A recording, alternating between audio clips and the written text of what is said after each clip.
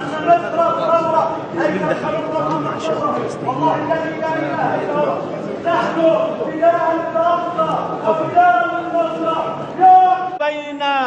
الأقصى وبين مكة والحرم في قوله تعالى: سبحان الذي أسرى بعبده ليلا من المسجد الحرام إلى المسجد الأقصى الذي باركنا حوله.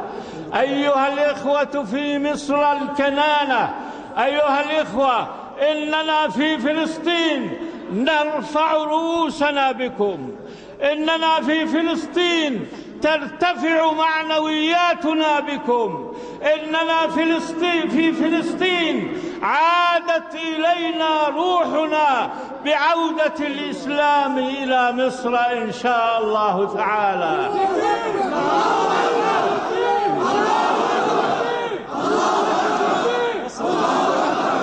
وإننا يا حكومة عربية جبانة، يا حكومة عربية جبانة، يا حكومة عربية جبانة، إما مقاومة وإما خيانة، إما مقاومة وإما خيانة. يقصدنا لية عزيزة على مصر وعزيزة على كل مسلم يرفع سبابته إلى السماء يقول: لا إله إلا الله، لا إله إلا الله.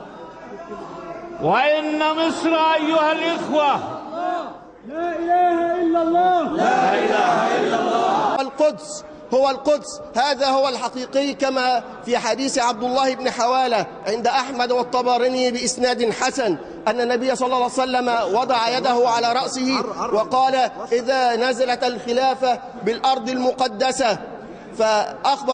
لذلك فإن يذكرنا عرفات جرادات الذي اعتقل في سجون الاحتلال وقتل تحت التعذيب، وكان من قبله طبعا الكثير من الفلسطينيين من قتلوا على يد هذا الاحتلال وعلى يد أذناب هذا الاحتلال من العرب، ومنهم النظام السوري الذي قتل أكثر من 20,000 فلسطيني في تل الزعتر، وقتل أكثر من 10,000 فلسطيني في أماكن أخرى، وقتل 100,000 في أحداث 1980 من السوريين.